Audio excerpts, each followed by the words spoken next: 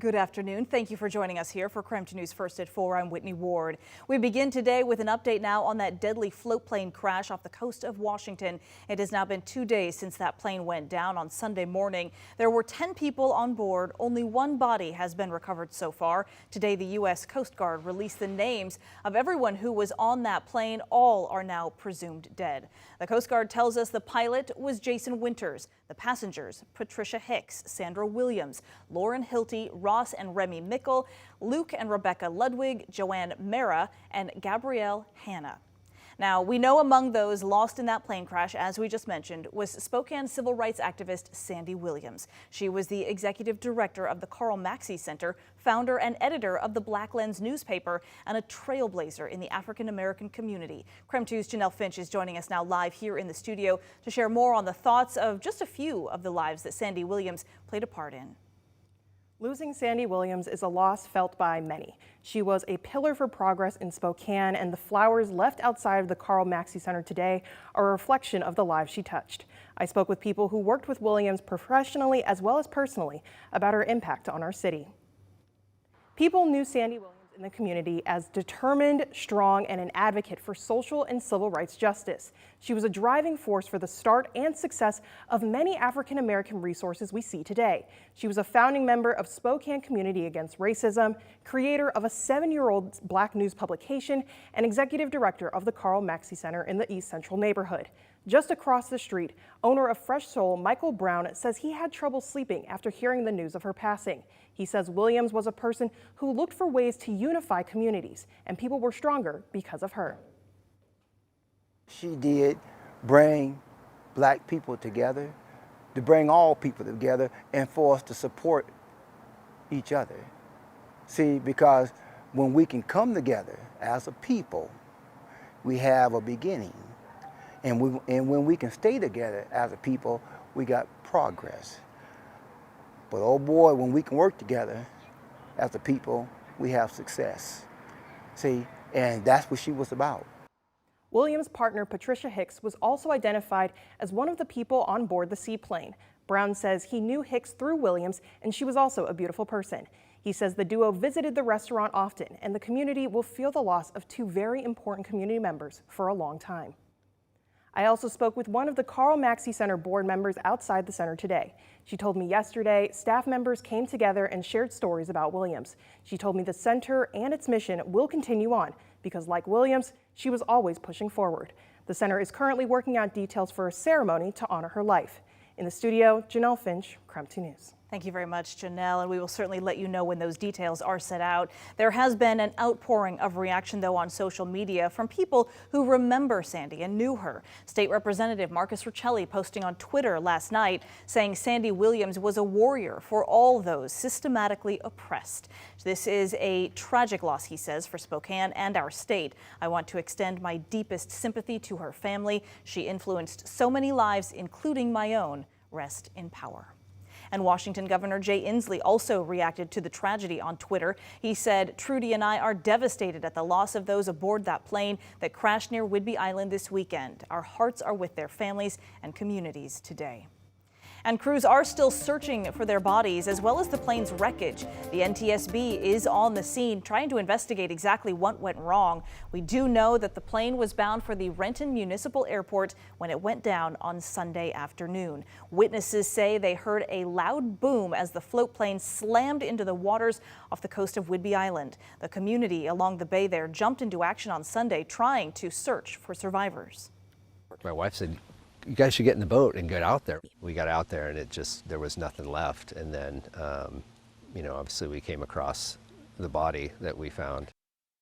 Now, he says the body he helped recover was of a woman. She has not yet been identified. The flags around Mutiny Bay have been lowered to have staff in honor of all of those victims. And KREM 2 is working to bring you the latest on this tragic crash. For more information about the victims, as well as the ongoing recovery effort, all you have to do is text the word crash to 509-448-2000, and we'll send those links right to your phone. In other news, just yesterday morning, Spokane police found a body near the Girl Scout office in West Central Spokane.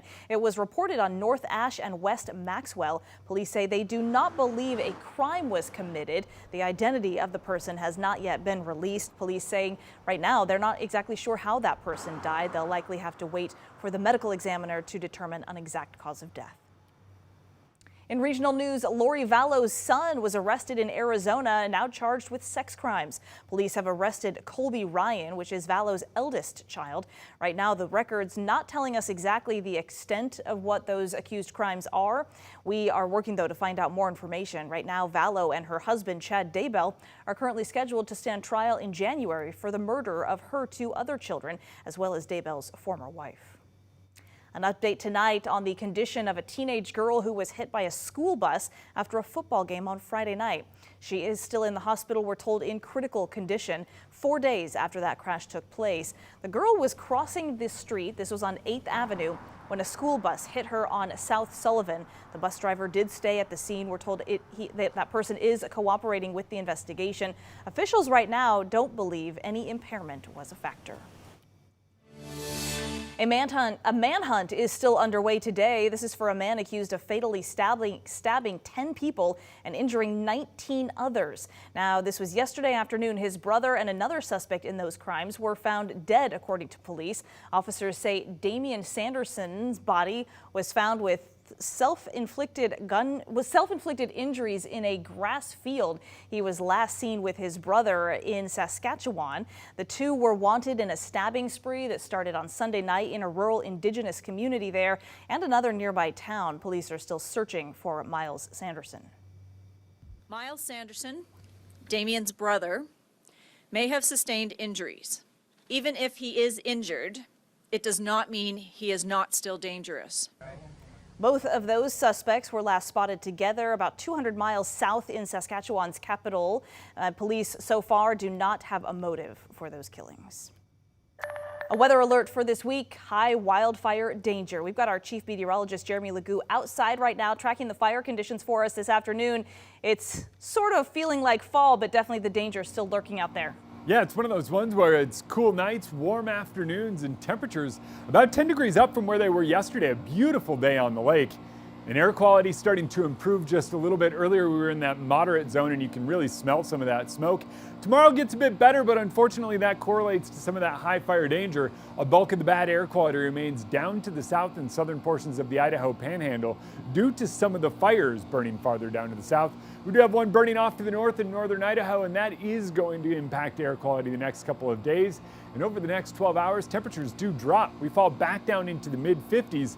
Tomorrow morning winds up being likely one of the warmest we see between now and next summer. That's mid-50s for all of us. By tomorrow afternoon, we are back up near 90 degrees, and tomorrow afternoon, likely the warmest day we see between now and next summer. We're at that time of year and it's approaching quickly. Unfortunately, all that heat correlates to high fire danger. We're talking red flag warnings and critical fire weather. I'll have more details on that coming up in the full forecast. All right, Jeremy, thank you very much. And it is back to school season for kids all across the Northwest. Teachers, though, yeah, of course, they're also headed back to the classroom. We've got a small gesture to show teachers in Coeur d'Alene just how much they're appreciated coming up. And later, after almost a year of work, a new homeless shelter finally opened on East Trent. But are people actually going to use it? Our latest coverage right after the break.